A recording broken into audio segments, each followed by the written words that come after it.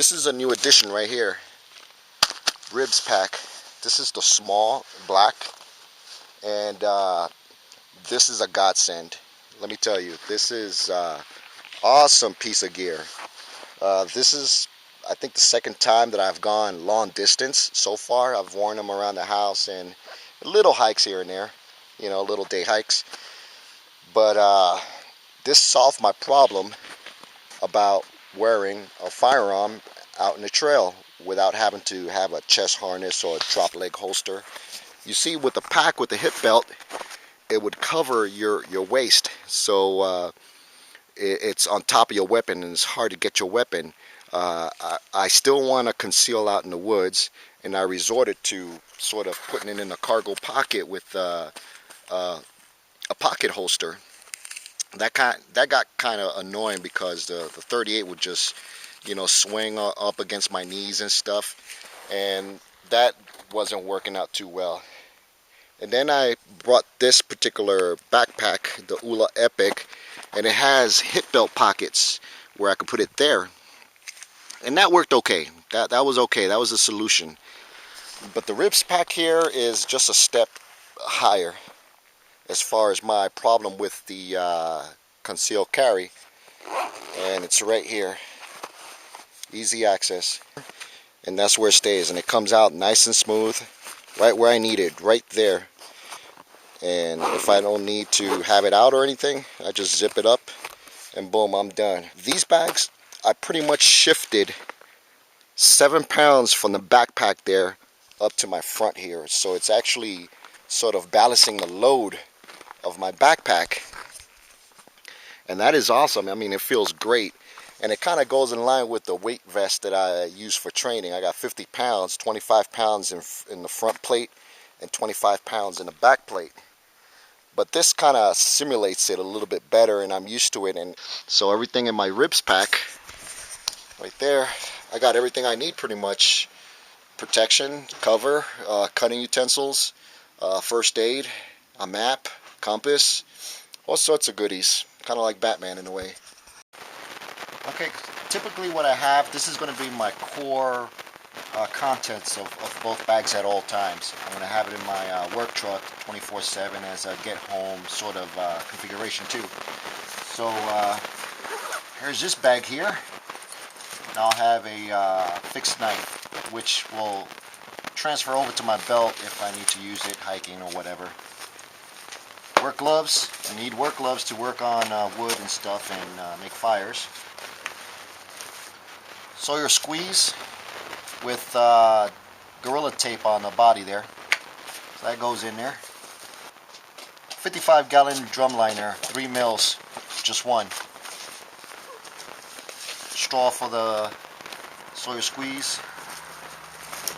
Leatherman Charge, titanium, pretty nice. Simple fire kit, ferrocerium rod. I got a tin there for char cloth, and I got some char cloth in there. The usual stuff. Birthday candles and a small lighter.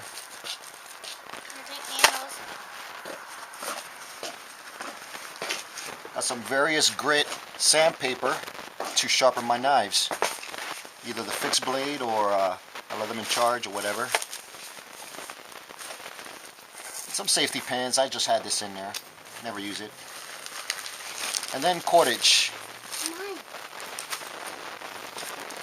of various sizes. I got jute twine there, some number 36 bank line, and paracord, which I will convert to Dyneema or Spectra cord, which are smaller, stronger, and lighter than paracord.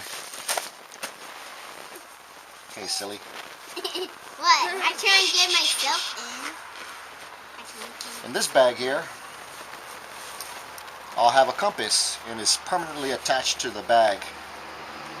And I could take it out with these S clips over here, but you know, so I won't lose it and stuff. Then I have a traditional compass here. Always want to fall back to the analog stuff. No batteries required. An ACR whistle, real thin, real light.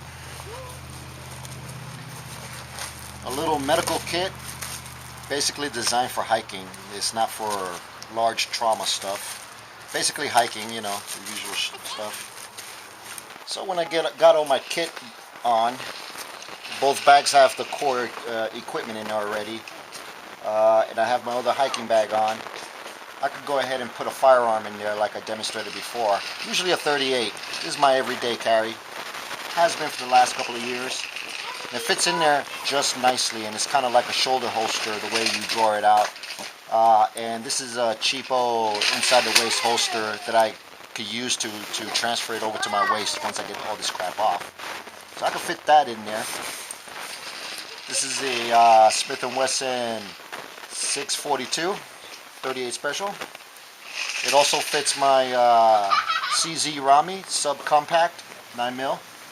It actually fits the holster there as well, and I could use that. And it's up and down, vertical carry. But anything bigger than that, let's say a CZ PO1 compact, it sticks out too much where you can't close the zipper on the top here in the butt. So you're going to have to carry it that way with the holster in there or something like that. And that works just fine as too. It will not do 11 inches worth of gun. This doesn't fit there. But you could fit a 1911 in there, no problem. Stick in your ammo in there if you like. Here's some 38s and all sorts of magazines. You can fit all that in there between the two bags. And this is a size small, by the way. So for the size small, you can still fit in quite a bit of more stuff. Comms, along with the batteries. Maps of where you're going to be operating at or recreation. A Laplander, you could stick that in. Charging unit for your various electronic devices, along with the batteries to your camera or your radio, what have you. Some cold weather stuff maybe, you know, like some wristies here, your skull cap, and some Mylar shelters here. You could stick that in there, one or two. And then some snacks or food. All that could fit in the Ribz pack, and you will be more than capable of surviving what you encounter out there. More so than most. It's going to suck, but you're not going to die. Rocking the Ribz pack, awesome. How many times did I say that already? Sometimes you do get hot with this thing, so all I got to do is just unzip, and you're good to go. That's why I got the small one, because I didn't want a big pack there to kind of block my chest. I already had experience with that with radial packs. I had these radial packs in my front here where in the heat of summer during fire season, yeah, sometimes you can overheat with that, so I wanted more ventilation. The Ribz pack is doing superb, but day 2, after wearing it for some miles, I got 7 pounds shifted to the front, whereas before it used to be in my pack on my back. But all that weight was supported by my hips. So it wasn't really that bad. What I've come to find out, even with 7 pounds or so of gear in the front of me, all that weight is being supported by my shoulders. So after long mileage, your shoulders do get sort of sore. So that's one thing that reveals itself with time and some mileage and some dirt time. I mean, 2, 3, 4 miles on a trail, you know, give you a false sense of security. I think, now this is my own opinion and my own experience, you got to put in some major miles, at least 12 in one shot, if you're confident of your system performing the way you think it will. Because after 10 miles, that's where the kink in the armor begins to show. And that's been true with me. Yeah, I bought some packs that were, you know, kick-ass, bulletproof. But geez, after 4 or 5 miles, it was a torture to wear. I think you got to put in some major miles on your system, whether it be at home or doing this sort of thing, your bug out bag or bug in bag or your hiking gear in general, because you make a mistake out here, just one mistake could cause you some major grief to you or your family. And I might as well test this thing out, make sure it's rock solid before I get my girls out here to experience the same thing. They're still car campers. I mean, they like the Disney version of camping. Whereas I like to sort of go hardcore and challenge myself out here. So overall, this has solved many of my various long trekking problems that I had. Nothing major, but you know, the devil's in the detail. Stuff that'll annoy you, like having your firearm covered up, having access to most commonly used items like maybe your snacks or your compass and stuff. Before, I had to take off my backpack, dig into the back of the compartments there and take out what I needed or what I wanted later on.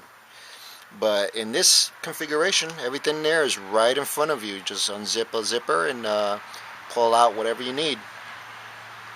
And the weight that usually I contain in this fluctuates from 4 pounds to 10 pounds. Actually 4 to 7 pounds for me personally, depending on what sort of activity I'm doing. So yeah, this has been a pretty good piece of gear.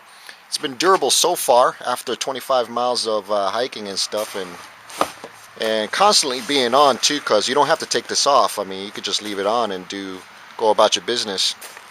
The only thing that's showing up is at the end of like this is the end of the material there on the piping on the straps.